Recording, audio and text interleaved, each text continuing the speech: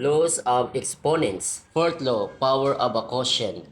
Quantity A over B raised to M equals, ang kanyang exponent ay ating lang dinistribute sa bawat term. So, A raised to M over B raised to M. Example, quantity A squared over 2B raised to second power. Itong exponent sa labas ng close parenthesis, ating siyang distribute bawat terms. Okay, itong A na mayroong squared, so i-terms lang natin itong exponent na isa.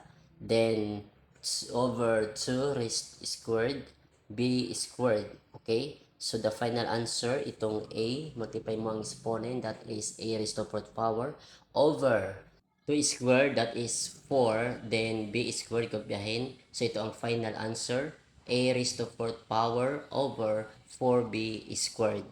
Ito ang final answer.